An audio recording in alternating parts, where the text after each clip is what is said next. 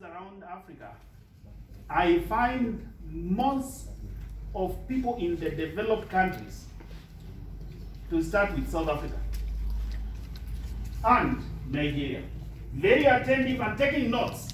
But anytime I come to Kenya, everybody wants to admire me. Are we together?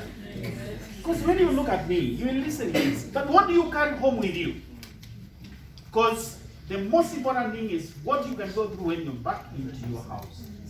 Or you want to listen to me, get entertained, and then after this, when you get to your house, you will keenly be watching Nigerian movie. And by 10 p.m. you are sleeping. Our mission is to create millionaires. Our mission is not only that, but create leaders amongst ourselves. So that tomorrow and the day after tomorrow, you will be the one to speak in front of your people. And you will have to take care of them. I know some of them are coming into industry of leveraging for the first time. And if it's so, I came into this industry way back in 2012. And when I learned the few things which I'm going to talk about, within a period of less than 1 year, I was able to make more than $1 million a month.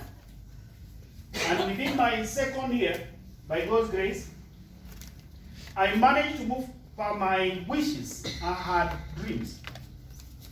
And I managed to move out of the eastlands of Nairobi to the westlands of Nairobi. Because I really wanted to be living next to who is who. Because when they breathe that kind of rich air, that air they breathe, I wanted to be opening my windows so that it can get into my rooms. And I tell every child to open their windows. Because when you breathe in air which is coming from a neighborhood of the rich, you also become rich. How we do it? It's not by chance. Let me introduce our speaker, guest speaker. A man who has been on the platform of speaking internationally for over 42 years. He's going to introduce himself. I want you to take time and learn something from this man, and that's why I brought him in, and in the future we are going to have a lot of him here. Very many of us will be moving to support our teams in other parts of the world. We are leaving for other continents, and it's my prayer that as you listen, you can become our next speaker. Amen. Those who have gotten used to holding the mic in every network marketing company across the world are only the ones making 20 million a month, 30 million a month, 100 million a month. Funny looking figures. They are made by human beings. Why? Because they hold the mic. What is so good in holding the mic? Because you are changing people's beliefs and their lifestyles by what they get end of the month out of your word. And when you speak and you can change them, then nature blesses you abundantly. Let's put our hands together to welcome none other than the next guest speaker who will introduce himself.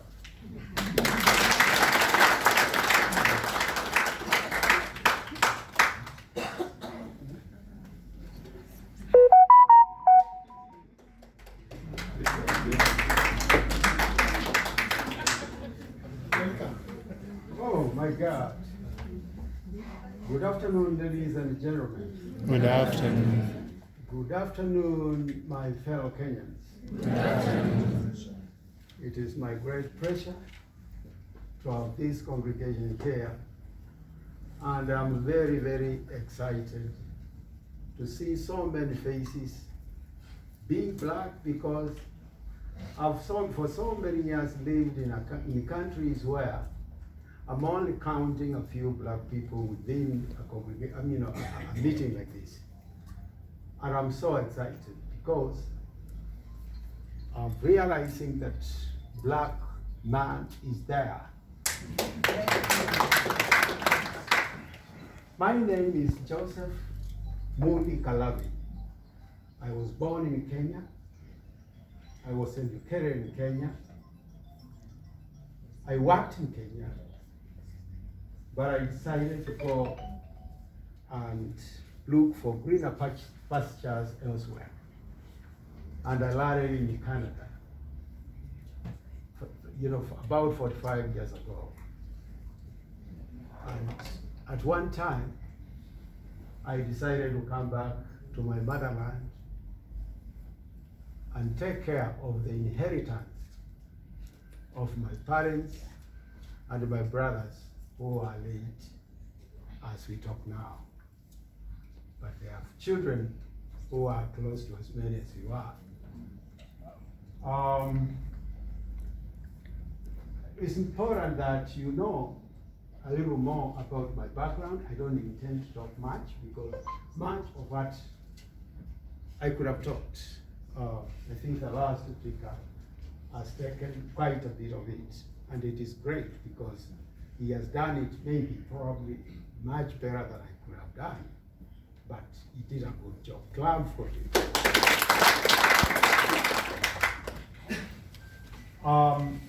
When I was in this country, I was working in the banking industry. And I decided to retire when I was only 36 years old. Today, I'm 73 years old, but I was grateful to have had retired within 36 years.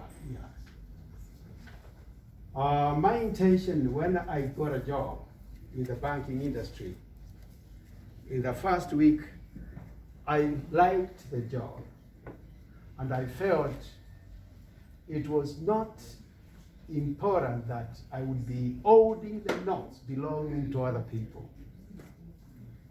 I wanted to hold the notes that belongs to me.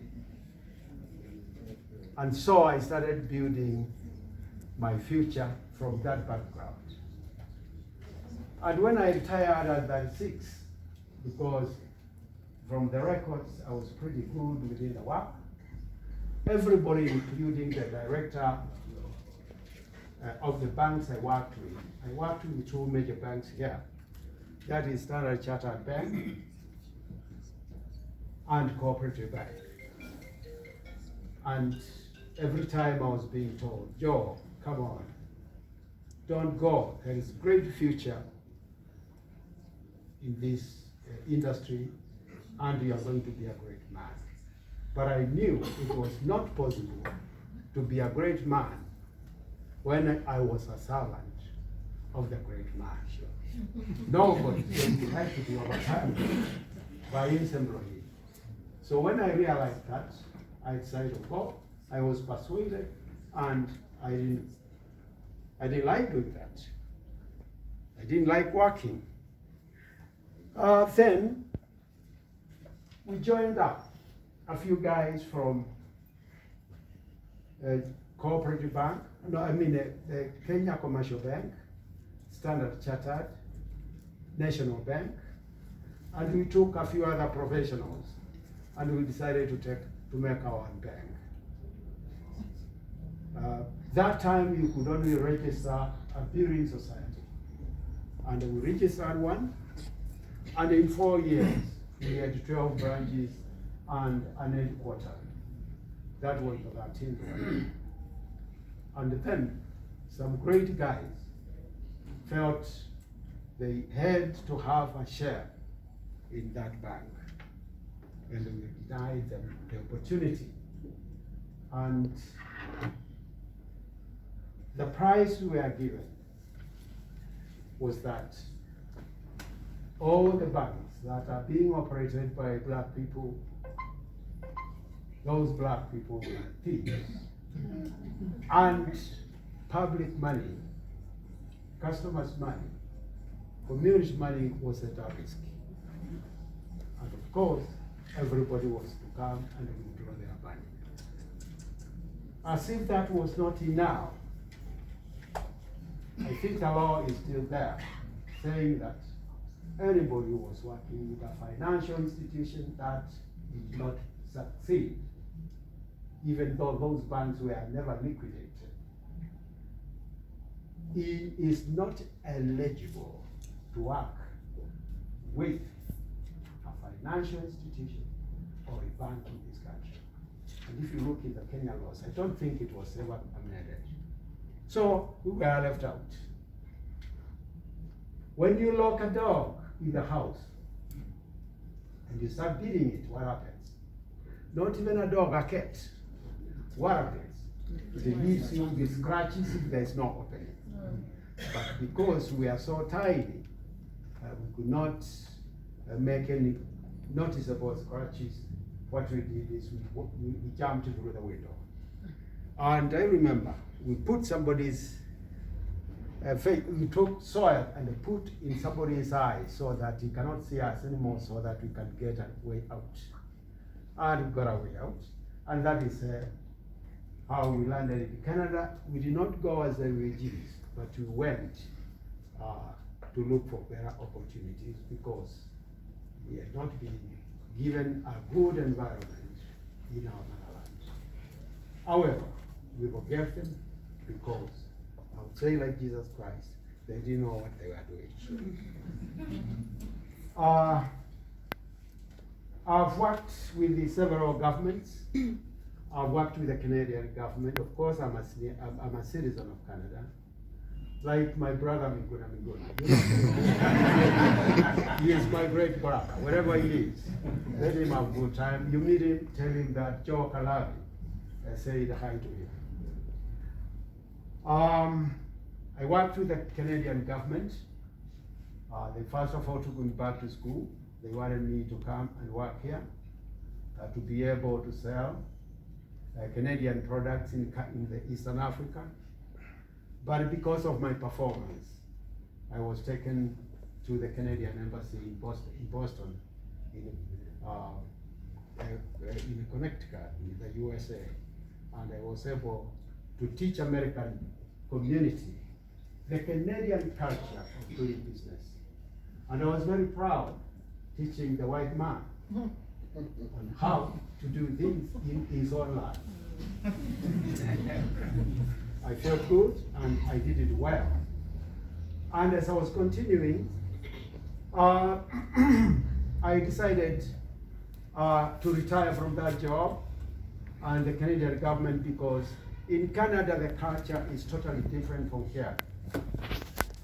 The Canadians do not have people without jobs. If you are jobless, Canadian government pays you basic salary. If you're about 50% to 80% of your salary, and they take you back to school for empowerment in case you're not getting a job because you do not have the skills and the qualifications for the market. So I said I wanted to resign and become a consultant. And then they told me the Cuban government wants a person with your qualifications. So the Cuban government employed me, but operating from Canada. And I was equivalent to the SGS here. You know SGS? SGS, this company that inspects goods that come for import and export. I was representing Canadian government, Cuban government in Canada and US. So I worked there, and again, because of my ambitions, I told them I still want to be an independent consultant. And by that time, I had become now a senior consultant in sustainable development and social entrepreneurship. Sustainability development, a sustainable development officer or a consultant, his job is any job, whether it's a business, whether it's a project, whether it's what. There is the initial money that you invest in that business or in that project. That initial money should not always be added for the business to continue or for the projects to continue. It should be planned in a manner that within a given time it is able to hold itself. That is one of the biggest problems we have in our own land.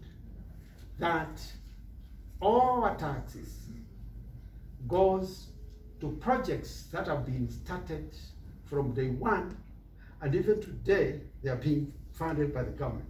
The roads is done, the road is done, it is budgeted for this year, and next year is also budgeted, and the other year is also budgeted, instead of being done in a manner that it can take up to 30 years, so that other projects can also be budgeted. You know, that is sustainability. What we do is we put pillars, certain components that are called pillars of sustainability. And the social entrepreneurship means projects that are to do with the community, not NGOs, but projects that you work together with the community as partnership. I think you hear this word, they say it's called PPP, private-public partnership. You know, you need to cooperate together. You find either the public or the community is delegated to do certain jobs, manage certain jobs, like at Boaco, community Boaco. It belongs to the government, but then it's now, you know, it is within the kind of care of the county because of development. But then the county again goes down to give to the community to manage. How do they manage when it's not there? Well, to make sure that kind of arrangement works. Okay? And I've worked, after that, I've worked, I worked with the UN. After a certain time, I was again sponsored, after finishing with the Cuban government and the US government, Canadian government again sponsored me to the United Nations in a program called Washington Group. Washington Group was it was formed from the United Nations Economic Commission, and I was lucky enough to be appointed as the chairman of the implementation committee of that group. Now, the use for that group was to empower marginalized communities worldwide. Marginalized communities are those people who do not have the capacity to get all what they are supposed to get due to certain factors like disability, like many other things. And luckily enough, I was able to help this country with quite a number of things. I don't want to talk about them because of political climate. This country has a lot of politics, and I want to remain safe. So I worked, and then I managed to work in 57 countries for 8 years. You know, within that program of marginalized communities. After that, I decided to go home and take a leave, and here I am. Just to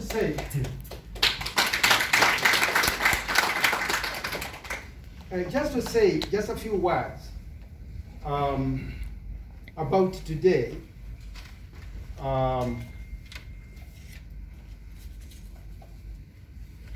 I think, ladies and gentlemen, the lessons that we are given here, or the lectures that we are given here by that gentleman, where is he? Is he gone out? Oh, Nicodemus, yes. I think he's a great guy. And I don't want to, to keep you hanging. I just want to give you the facts. He has given you what we are going to talk about lastly, is what we call evolving digital economy. Evolving digital economy. We came from the barter economy, we came to VR economy, we came to electronic economy, we came to, and there's another economy as put in, which I thought it was, electronic and M-Pesa.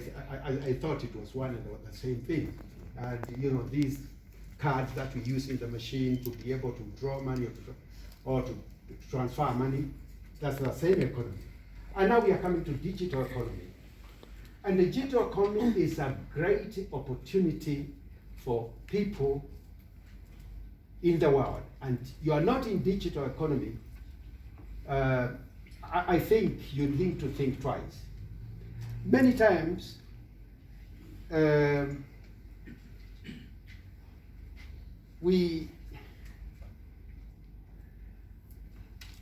want to give you a small story so that you can pick what I'm going to say clearly. One time a guy went, as he was looking after cattle, he found an egg of an eagle. And he saw it fly off. And then he went and picked it. And when he went home, he put that egg together with the eggs of his chicken.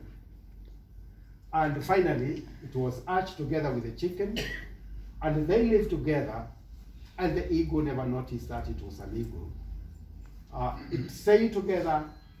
But one time when it was old, it saw another bird in the sky, looking very beautiful, and it asked the chick, one of the chicks, which was of his egg. And what is that so beautiful? And the chick said, that is the king of birds. That is the king of birds. He said, it's so beautiful. And what's the name?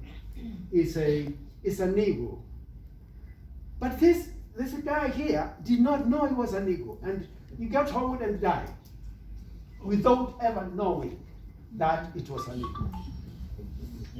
What does that story tell us? That story is telling us that we are not aware of who we are. We are not aware of who we are. And not being aware of who we are losing so much opportunity of making ourselves live comfortably. In any case, philosophically, there are only two reasons why a human being is supposed to be on earth. To live as long as possible, and that life should be as comfortable as possible. That's all, nothing else. We are not looking for anything else. And even when you have your children, all you want is for them to live as long as possible, and you want them to live as comfortably as possible. So when we are not aware of who we are and the opportunities that are around us, then we are not accomplishing the need for us to be in this world.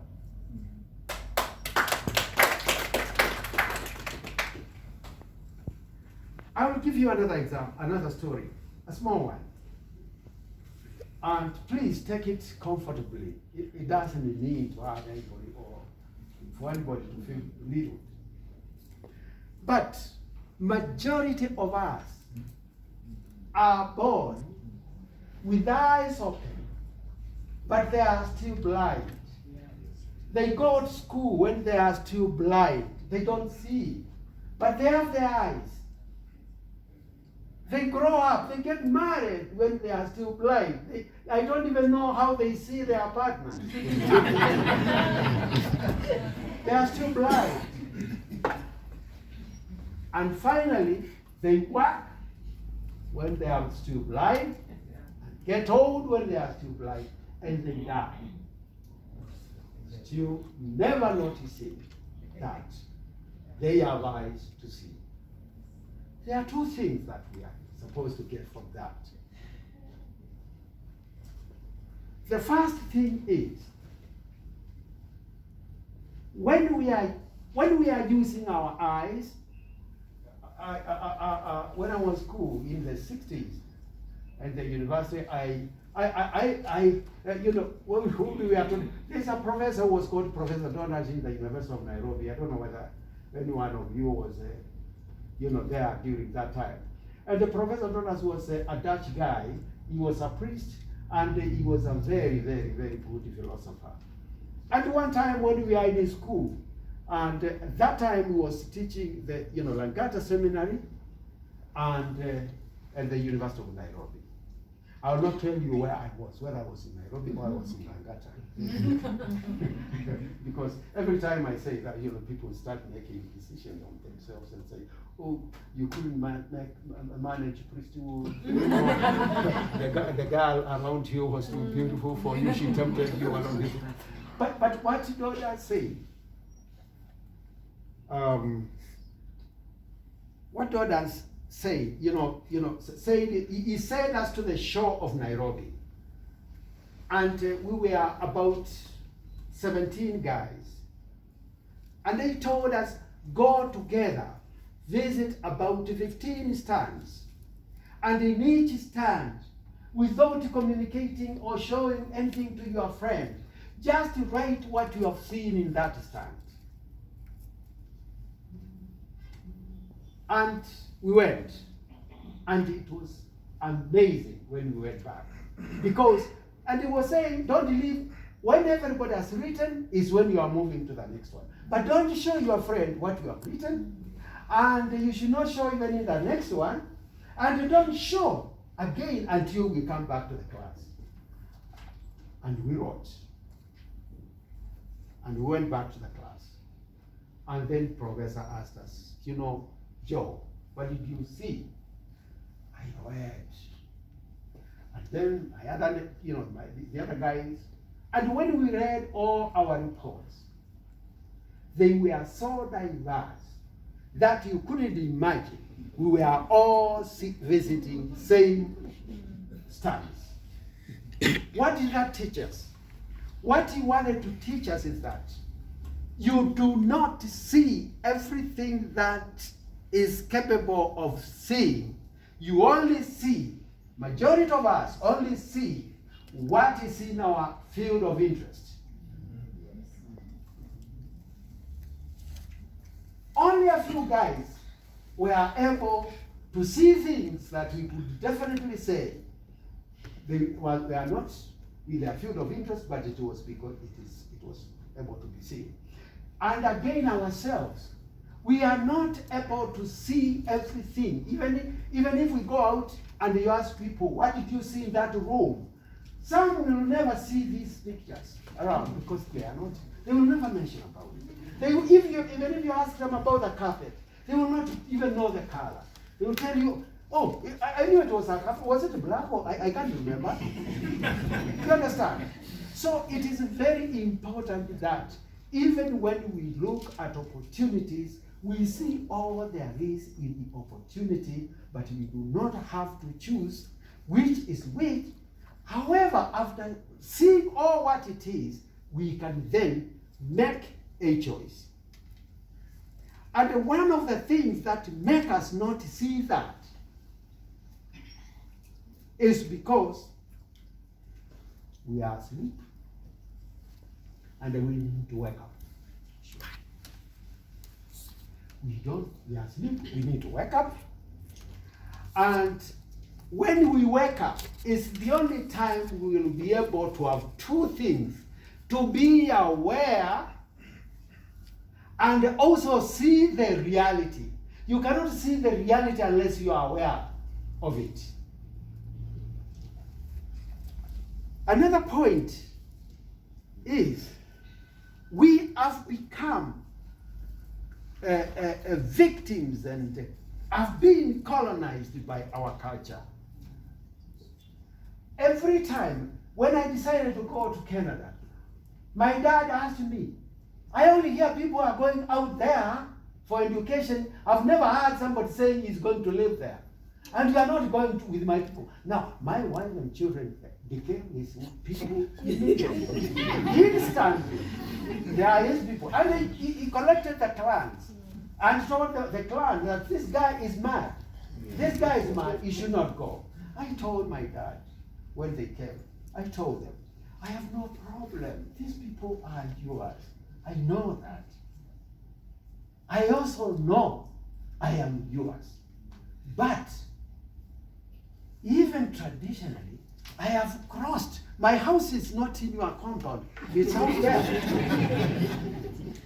So Dad, when you come to my house, you cannot say this is what's going to be done.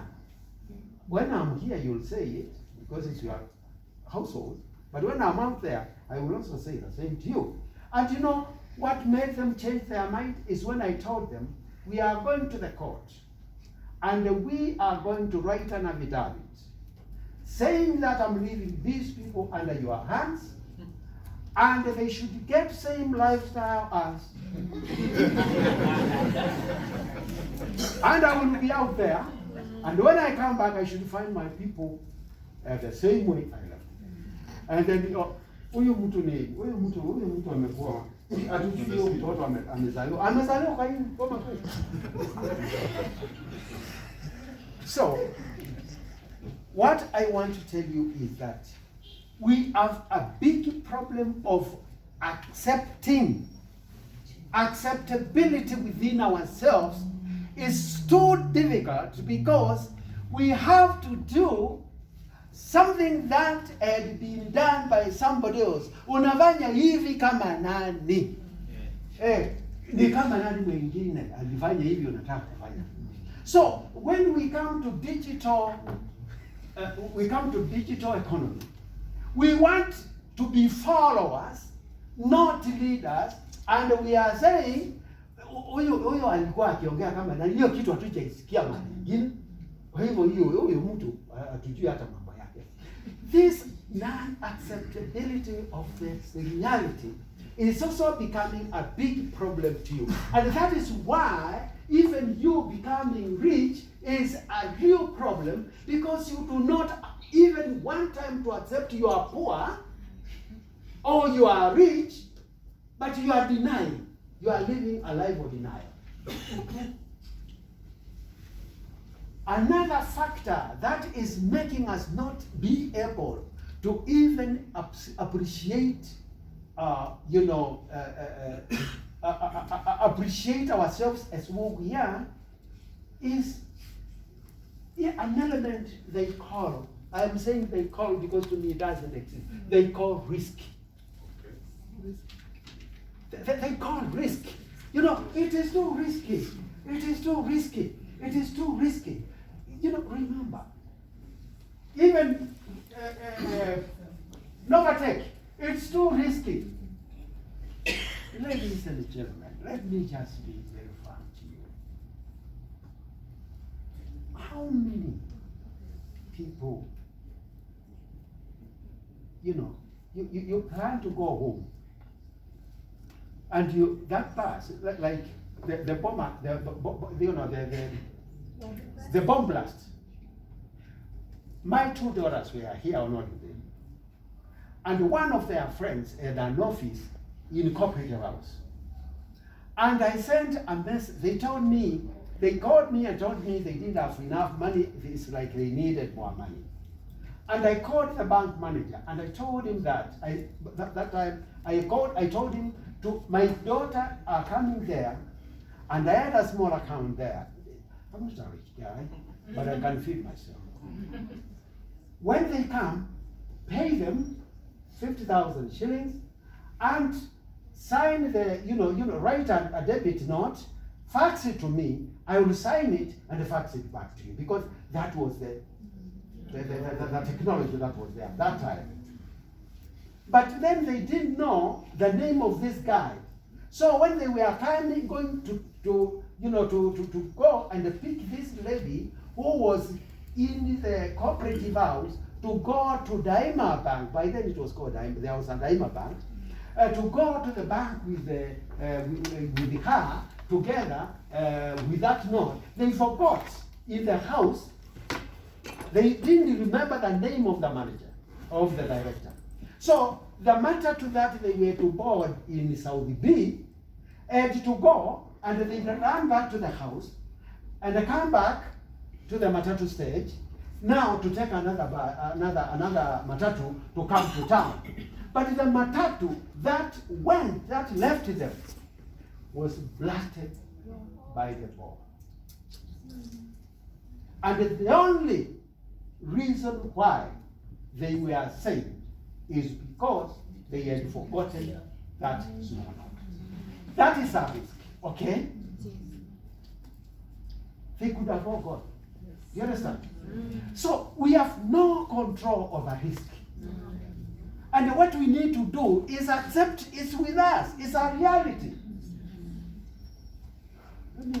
Now, I understand some of the people who are failing to invest.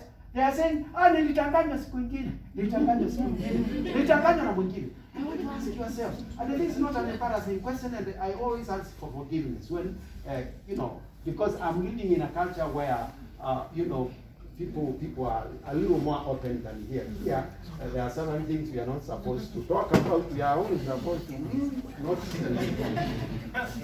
not you could have had a child, and that child dies, unfortunately. Are you telling your husband and your wife that you are not going to have another child because that child died? You come back again and again and again. And again, you get an accident. You get an accident today, and that is a risk. Now another gari comes and inakubeba and pia inaweza kuwa na accident na unabebwa na ingine mpaka hospitali. Why don't you say, because this first accident happened, I am not taking any risk with a vehicle. I'm not taking any risk with a vehicle. Why, ladies and gentlemen, my brothers and sisters, my God, why are we denying ourselves opportunities simply because of things that are unrealistic? And we have brains to know that this is the real thing. Risk you cannot control. Yes. All you can do is be reasonable enough, to say, okay, it was like that. Let us learn from those risks. Sure. And when we learn from them, when a similar thing comes, we look at the positive part of the other one and use that opportunity rather than saying, hii ni kama ile ingine, hii ni kama ile ingine, so forth and so on. Kwa hivyo ile mtoto alikufa na huyu unazaa unajua tena atakufa na yule mwingine hata atakufa na yule mwingine hata atakufa, because if you are likening them that way, that is exactly what it means. Is that a reality or is falsity? Hiyo ni ukweli ama ni urongo? It is true that we can't have control of it. And when we are refusing to take opportunities because we have that kind of fear of risk, I don't think we are being realistic to ourselves.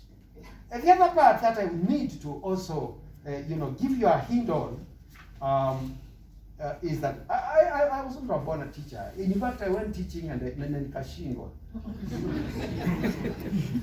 Mpaka yule mtu alikuwa anakaanga pale nyuma, mwalimu wa mmoja akisomesha, kaja polepole akanilipia akaniambia, tuonanie nje. Kufika huko akaniambia, hii kitu bwana huwezi. Unaona? I did have that energy and authority to come back to the class, lakini mwishoni nilisomesha pale nyingine na nikafeel kama nataka I felt that was embarrassing, so I didn't do that. So here I can see we are mixed. There are young people, there are middle-aged people, and there are old people, more or less the way I am. Even if I am older than anybody or younger than anybody, all I can tell you is that tuko rika moja, kwa sababu siku ile uliniona ndio nilikuwa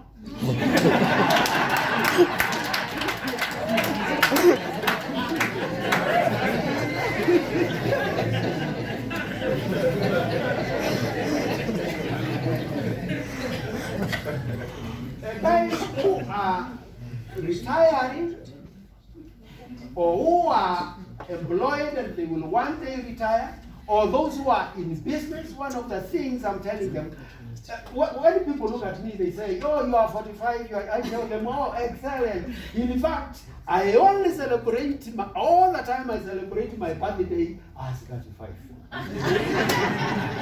Because the energy that I had when I was 35, I still feel it. It is still there. And even if you want me to jump up and down and somersault, I can do that very comfortably. I have no problem. So I'm saying, those people who are young and they are, moving with their careers, those who are in the middle, and those who are just at the edge to retire, there are certain things that I want to give you about investment. And this investment must match with the digital economy. If it doesn't, you don't match it with the digital economy, then you are something there. One is, you must always think about a growing savings. You must, as you are starting, you must create, it's not an option. You must create a habit of saving. And when you are saving, if you don't save at all, then you move to Canada, because that is where people are given salaries when they are not working. But those guys who are given that allowance when they are not working, they can't buy beer we don't drink their beer. Tunawaambia, hii ni pombe ya laana, unakula mali ya watu bure. They cannot buy, we can't accept their beer. So it is such an embarrassing thing to feel you are within that level. Because we call them like, they are not poor people in Canada. But when you are being given that money, we cannot say, hatuwezi sikula pombe yako bwana. Sisi tunakula jasho lako, levu, na wewe unakula ya nini? Unaona? So, you must create a savings, and these savings must be growing. Because at one time or another, you will need that money. And how much do you do that?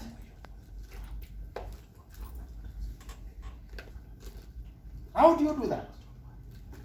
You do that, there are a few things that you need to look at. And what you need to look at is, what is going to be your lifestyle when you are at that time? What is going to be your lifestyle? How would you like? I saved myself. And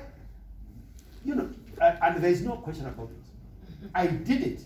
And this shoe, I was being called yes, because the shoe was so much on this side.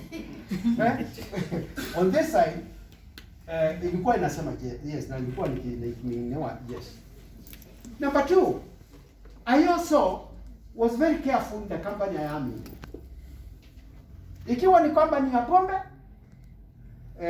I used to say, pombe, ni kama inifanya.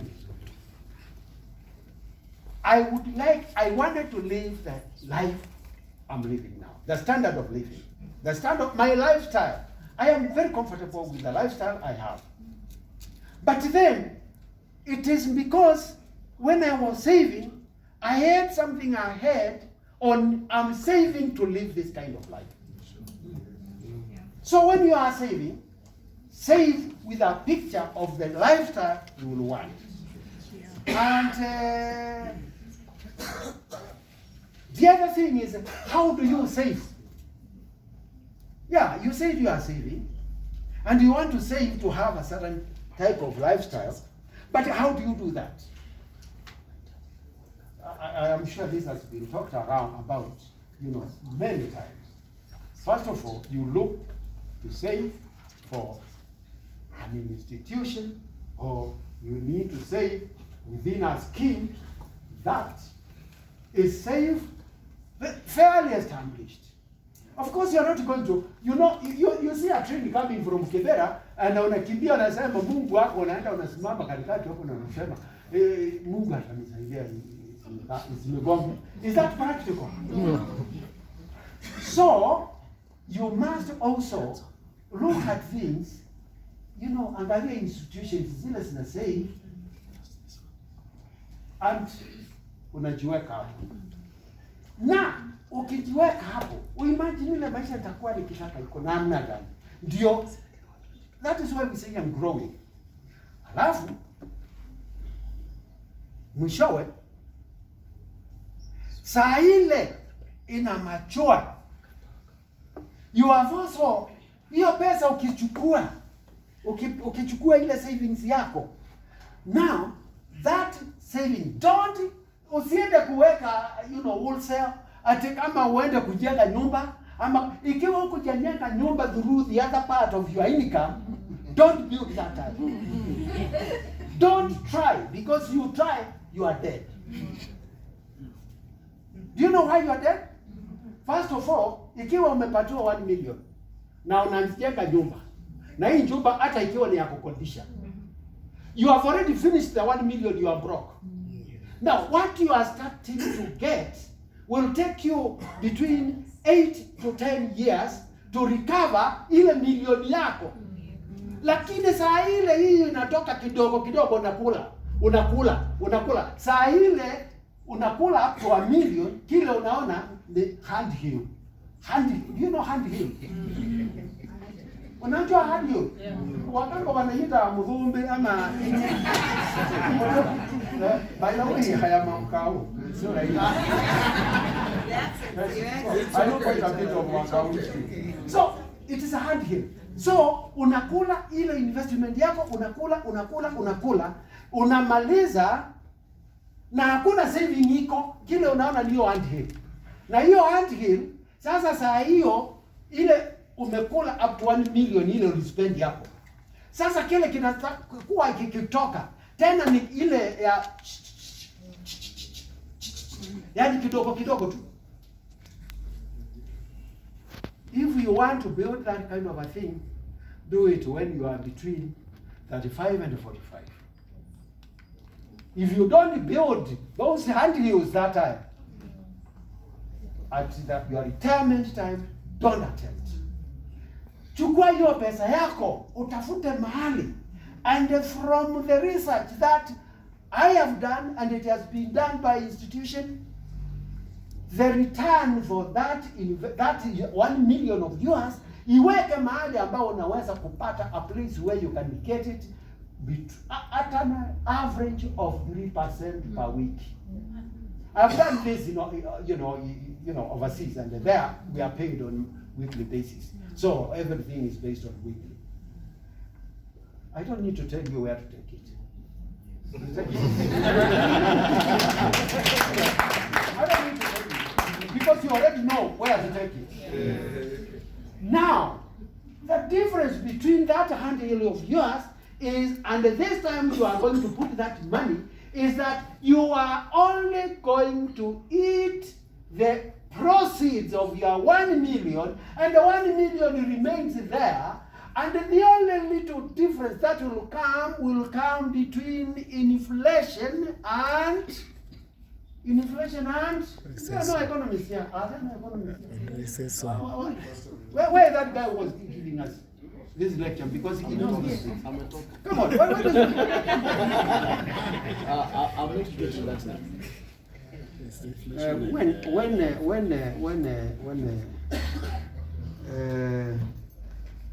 When there is inflation, the value goes down. Okay. What is the other one that comes down? Inflation. Yes. When there is inflation, there will be a little bit of coming down. Yes. But there is also an appreciation. You cannot, simamisha hivi. Unajua ikiwa hiyo ni kile kipimo, ikianguka pande nyingine inaenda juu. Na hii pande nyingine inaenda juu. So there must be a balance. Difference. Okay. So fluctuation, appreciation. So ile milioni yako iko na sasa unakula mazao. Na hata ukiwa mgonjwa uende hospitali, milioni yako iko wapi? Lakini ile hand heel yako ukienda hospitali, will you be able to sell it? I beg your pardon. You can't sell it. I'm not saying you don't do that. I'm only showing you the difference between when you invest, ile milioni yako ukipewa ujenge nyumba, na ile milioni yako ukipewa ujenge katika kitu kama Novatech, the difference. I'm not saying where you take it. It is up to you to choose, because I don't have that authority to decide for you. So ni wewe utajiangalilia uone ni mahali. When you have liquid cash, even though there are those things like inflation and so forth and what have you, lakini pia nayo product inaanguka. Pia pesa yako, you know, product inaanguka, pesa yako ina gain. Inaenda hivi, si ndio? It is not a straight line. So when you want to live a comfortable life all your life, make sure you save as much as 25% maximum. I mean minimum. You should not save anything less than 25% of your income. And if you don't, you find you are not doing that, there is something somewhere wrong.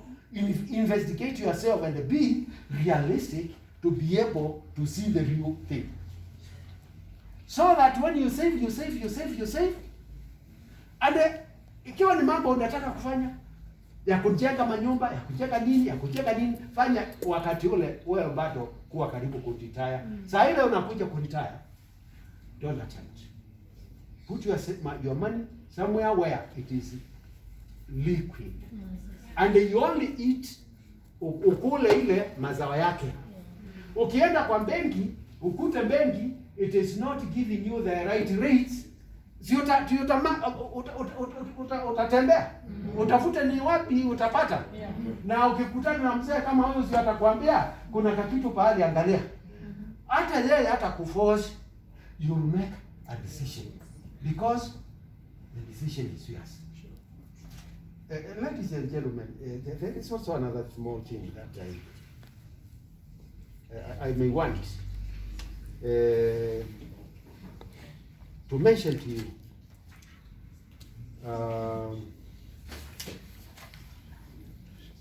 And what I want to mention to you is that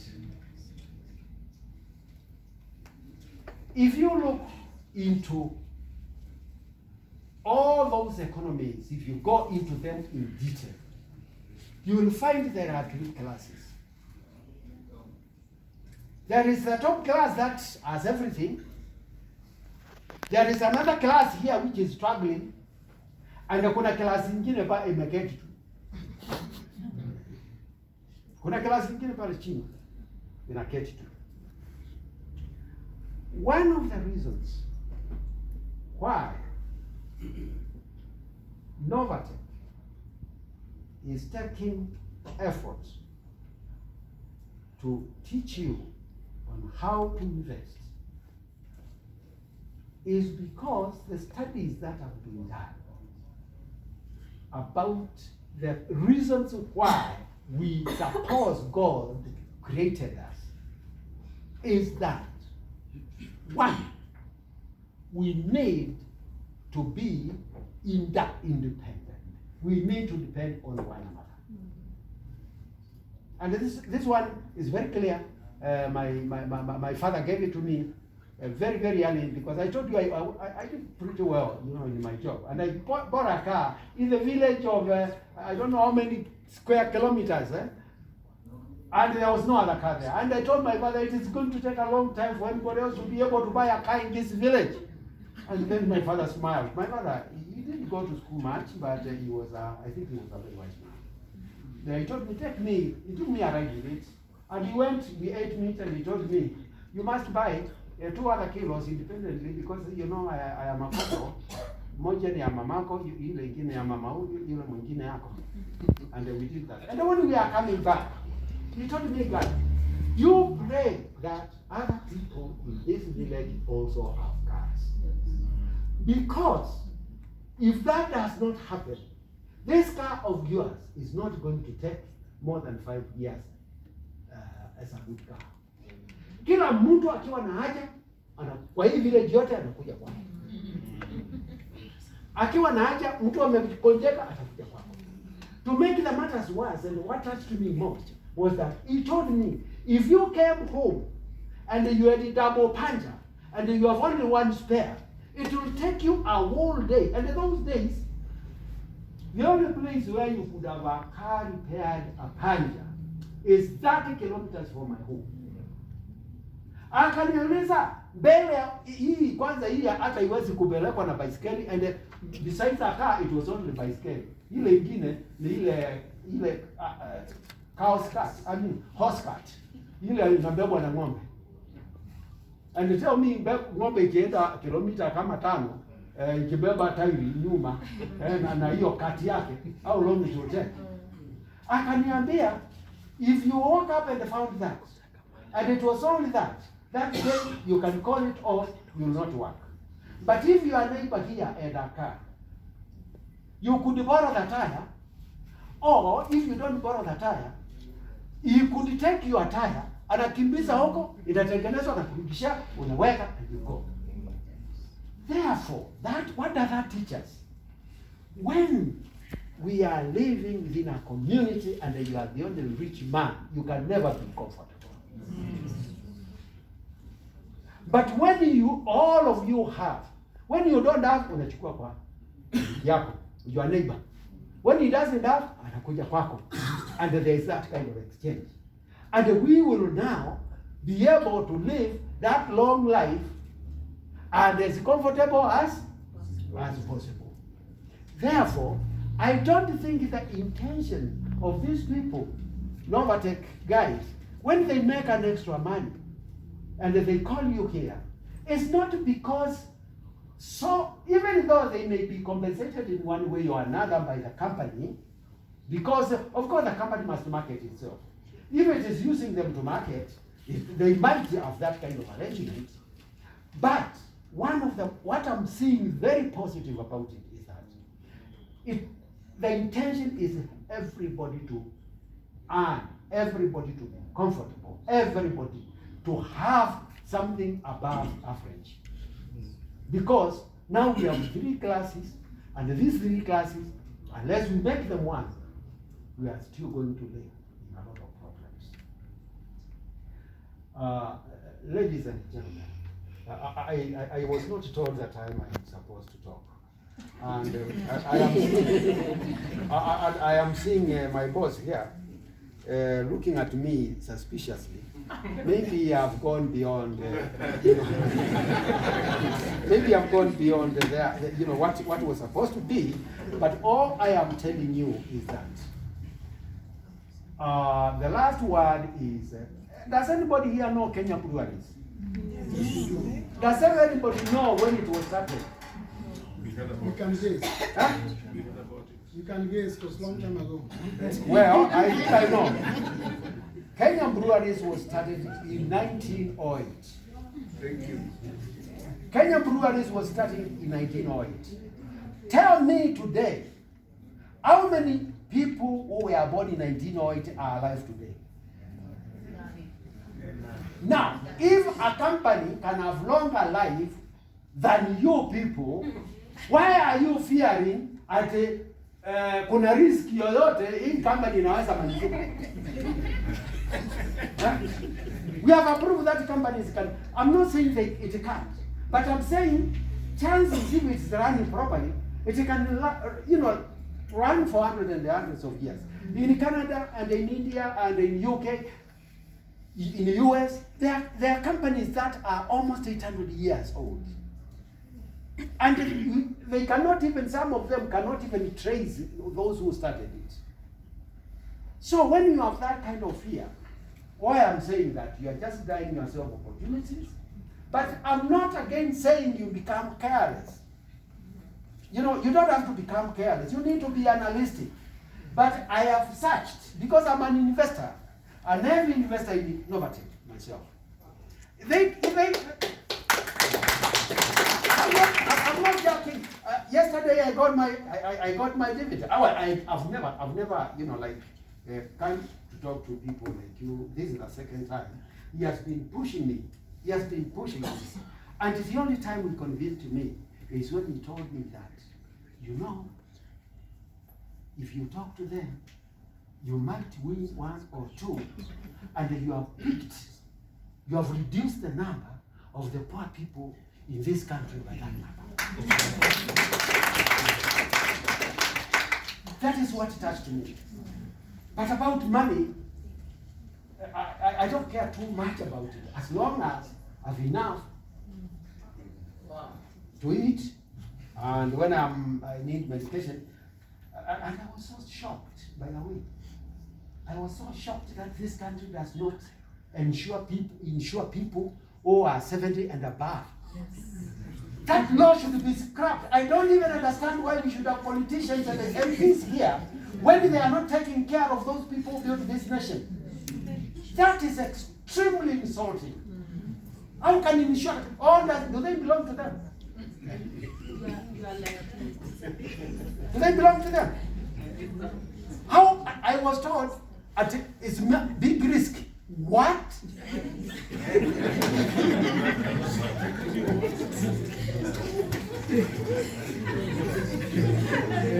Oh my God.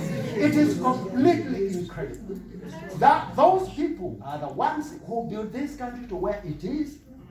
And irrespective whether somebody was a cripple or somebody was a thief, or there was his contribution into building of this nation. And when he is not able to do it, when he is not strong, is the time you are throwing him in the garbage and you say you are Christians and you are going to heaven. Which heaven are you going to go? The heaven you are going to go is the hell's heaven, not the God's heaven. I could not believe that. It has even made me forget what I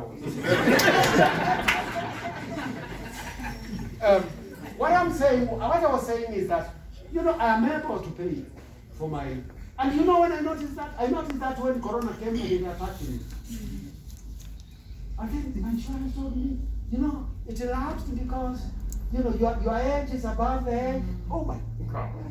I couldn't believe that. But when my friends in the US and Canada and Europe, when they heard that I'm sick, they sent over $50,000 to meet any expense that is coming up. And I thanked them so much. And when there was going to be a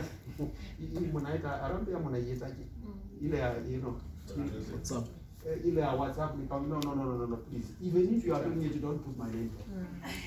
Because I think I will be abusing people, because without even these friends, I can afford to pay for it. So it should not be done. And the reason why I would say that is because I planned for my retirement. And I want you guys to plan. And it's never late. Even those who are about to retire, don't feel like it is not. Come to me. I will show you how to do it. I can even, ikiwa ni mzee kama yule naona karibu ni kama mzee, uko na wasiwasi kidogo. Kama ungekuwa na wasiwasi, ningekuambia kuja nikununulie hiyo Novatec na iendelee na mahali tandabu, wewe utarudisha ile yangu.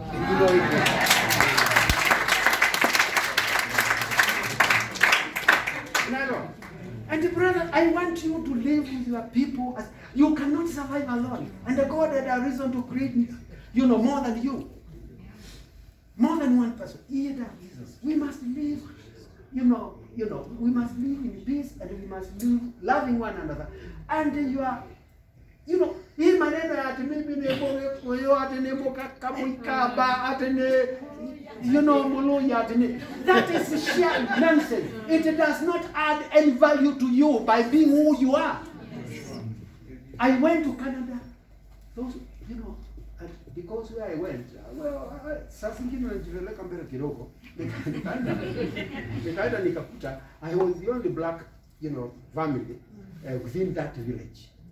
And so everybody was so surprised to see a black person. So they would come and say, can we be your resident today? Can we come and talk to you? Where do you come from? And talk, very humbly. And those people, because I could only afford 3 mattresses. Yangu na bibi yangu, ya vijana wawili na ya wasichana watatu. So only 3 mattresses. That's what I could afford. Because my money got lost there. Because when you people came and they collected everything, there was no more money left in the bank or in the buildings that we had. And I could not say, itachukua ile yangu kwanza. I couldn't do that. My heart could not allow me to do that. So I was left with only 2,000 shillings, which I borrowed from my mother. And when those 2,000 shillings I borrowed from my mother, they took me a long way, and it required a lot of replanning. And it taught all that pride I had as a bank manager and so forth and so on. Yani nilitoa nikaiweka chini, nikarudi kuwa ile mtu bila kawaida hivi. And I started from there until I was able, I applied to Canada, I applied to US, I applied to UK. Canada replied first, and when I went, I qualified. And because I did not play in school, I had also good credentials. I had good credentials. I was qualified to work anywhere in the world. That is why I was doing all those things. So, what I'm saying is, you must, tribalism, it is not taking you anywhere. I went there, wazungu hawakunijua, do you mind if I have, by the way, there was a bed we are using and it is in the garage and it's really not doing anything. Do you mind if we could donate it to you? You know that we just changed our couches in the living room, and the others we put in the garage, and they're not that bad. Do you mind? And within 1 week, I had nowhere to put things. Na mimi nikafanya sasa, nikaanza kukataa, and then I called them all, sometime, and I told them, what you have done to me is so great that I want you to tell me what I can do to you. They told me, do to somebody else did to you.